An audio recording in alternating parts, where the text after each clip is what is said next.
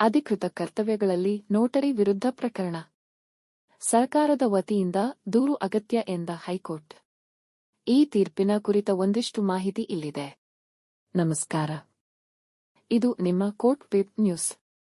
Notary public ಅವರಿಂದ ನಡೆದಿದೆ ಎನ್ನಲಾದ ಯಾವುದೇ ಅಪರಾಧದ ಕುರಿತು ಸಂಬಂಧಪಟ್ಟ ಕೇಂದ್ರ ಅಥವಾ ರಾಜ್ಯ ಸರ್ಕಾರದಿಂದ ಯಥಾವಿಧಿಯಾಗಿ ಅಧಿಕಾರ ಪಡೆದ ಅಧಿಕಾರಿಯಿಂದ ದೂರು ಸಲ್ಲಿಸಲ್ಪಟ್ಟಿಲ್ಲದ ಹೊರತು ಯಾವುದೇ ಕ್ರಿಮಿನಲ್ ನ್ಯಾಯಾಲಯವು ಆ ಅಪರಾಧದ ಕುರಿತು ಸಂಜ್ಞೆ ಅಂದರೆ ಕಾಗ್ನಿಜೆನ್ಸ್ ಸ್ವೀಕರಿಸಲು ಸಾಧ್ಯವಿಲ್ಲ ಎಂದು ಕೇರಳ ಹೈಕೋರ್ಟ್ ಸ್ಪಷ್ಟಪಡಿಸಿದೆ.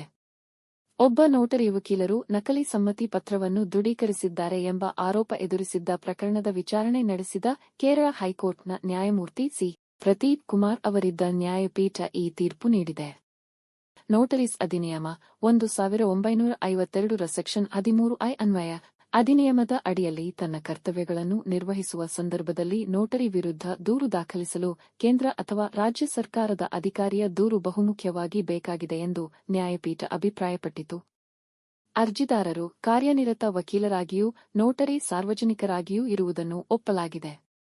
ಆರೋಪಿತ ಸಮ್ಮತಿ ಪತ್ರವು ಅರ್ಜಿದಾರರು ನೋಟರಿ ಸಾರ್ವಜನಿಕರಾಗಿ ತಮ್ಮ ಕರ್ತವ್ಯ ನಿರ್ವಹಣೆಯ ಸಂದರ್ಭದಲ್ಲಿ ದೃಢೀಕರಿಸಿದ್ದನ್ನು ಸಹ ಒಪ್ಪಲಾಗಿದೆ. ಆದರೆ ಸೆಕ್ಷನ್ 13(I) ರ ವ್ಯಾಪ್ತಿ ಮತ್ತು ಅನ್ವಯತೆಯನ್ನು ಪರಿಶೀಲಿಸುವ ಸಂದರ್ಭದಲ್ಲಿ ಅಧಿಕೃತ ನೋಟರಿ ಕರ್ತವ್ಯಗಳನ್ನು ನಿರ್ವಹಿಸುವ ವೇಳೆ ನಡೆದ ಕೃತ್ಯಗಳಿಗಾಗಿ ನೋಟರಿ ವಿರುದ್ಧ ಪ್ರಕರಣ ದಾಖಲಿಸಲು ಸರ್ಕಾರದಿಂದ ಅಧಿಕಾರ ಪಡೆದ ಅಧಿಕಾರಿಯ ದೂರು ಸಲ್ಲಿಸುವುದು ಪೂರ್ವಾಪೇಕ್ಷಿತ ಕಂಡೀಷನ್ ಪ್ರೆಸಿಡೆಂಟ್ ಆಗಿದೆ ಎಂದು ನ್ಯಾಯಪೀಠ ಹೇಳಿತು. ಹಿನ್ನೆಲೆ: ಈ ಪ್ರಕರಣದ ಅರ್ಜಿದಾರರು ಕಾರ್ಯನಿರತ ವಕೀಲರಾಗಿಯೂ ನೋಟರಿ ಪಬ್ಲಿಕ್ ಆಗಿದ್ದರು. ಅಭಿಯೋಗದ ಪ್ರಕಾರ ಆರೋಪಿಗಳಾದ ಸಂಖ್ಯೆ 1 ಮತ್ತು 2 ರವರು ಅರ್ಜಿದಾರರ ಸಹಾಯದಿಂದ 2021 ರಲ್ಲಿ ವಾಸ್ತವ ದೂರುದಾರರು ಡಿಫ್ಯಾಕ್ಟೋ ಕಂಪ್ಲೇನೆಂಟ್ ಕಾರ್ಯಗತಗೊಳಿಸಿದ್ದಾರೆಂದು ಹೇಳಲಾದ ಒಂದು ನಕಲಿ ಸಮ್ಮತಿ ಪತ್ರವನ್ನು ತಯಾರಿಸಿದ್ದರು. ಮುಂದುವರಿದು ಅರ್ಜಿದಾರರು ತಮ್ಮ ನೋಟರಿ ಸಾರ್ವಜನಿಕರ ಸ್ಥಾನಮಾನದಲ್ಲಿ ದೃಢೀಕರಿಸಿದ್ದ ಈ ನಕಲಿ ಸಮ್ಮತಿ ಪತ್ರವನ್ನು ಕೂಲ್ ಬಾರ್ ಮತ್ತು ಬೇಕರಿ ನಡೆಸಲು ಪರವಾನಗಿ ಪಡೆಯುವ ಉದ್ದೇಶದಿಂದ ಕೋಟಿಕೋಡ್ ಮಹಾನಗರ ಪಾಲಿಕೆಗೆ ಸಲ್ಲಿಸಲಾಗಿದೆ ಎಂಬ ಆರೋಪವೂ ಮಾಡಲಾಯಿತು. ಈ ಆರೋಪಗಳ ಆಧಾರದ ಮೇಲೆ ಅರ್ಜಿದಾರರನ್ನು ಅಪರಾಧದಲ್ಲಿ 3ನೇ ಆರೋಪಿಯಾಗಿ ಸೇರಿಸಲಾಗಿದ್ದು, ಭಾರತೀಯ ದಂಡ ಸಂಹಿತೆಯ ಸೆಕ್ಷನ್ 465 ಮತ್ತು 471 ಅಡಿಯಲ್ಲಿ ಶಿಕ್ಷಾರ್ಹ ಅಪರಾಧಗಳನ್ನು ಆರೋಪಿಸಲಾಯಿತು. ನ್ಯಾಯಾಂಗ ಕ್ರಮವನ್ನು ರದ್ದುಗೊಳಿಸುವಂತೆ ಅರ್ಜಿದಾರರು ಹೈಕೋರ್ಟ್ ಮೊರೆ ಹೋಗಿದ್ದು, ನೋಟರೀಸ್ ಅಧಿನಿಯಮದ ಸೆಕ್ಷನ್ 13 ಅಡಿಯಲ್ಲಿ ಇರುವ ಕಡ್ಡಾಯ ವಿಧಾನದ ಪಾಲನೆಯಾಗಿಲ್ಲ, ಏಕೆಂದರೆ ಸಂಬಂಧಪಟ್ಟ ಸರ್ಕಾರದಿಂದ ಅಧಿಕಾರ ಪಡೆದ ಯಾವುದೇ ಅಧಿಕಾರಿಯಿಂದ ದೂರು ಸಲ್ಲಿಸಲ್ಪಟ್ಟಿಲ್ಲ ಎಂದು ವಾದಿಸಿದರು.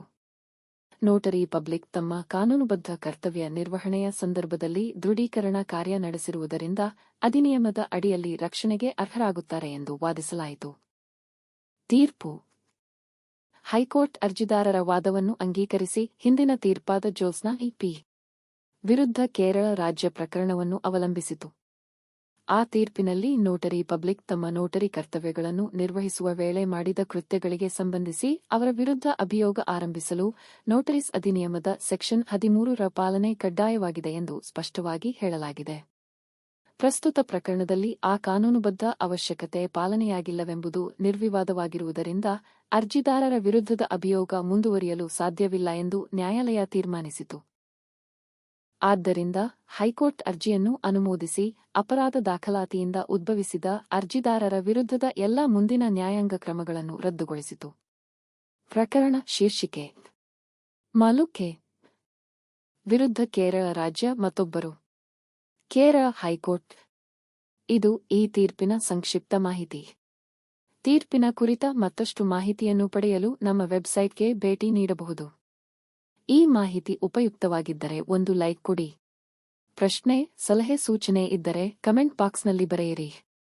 ನಿಮ್ಮ ಸಹಕಾರ, ಪ್ರೋತ್ಸಾಹಕ್ಕೆ ಧನ್ಯವಾದಗಳು.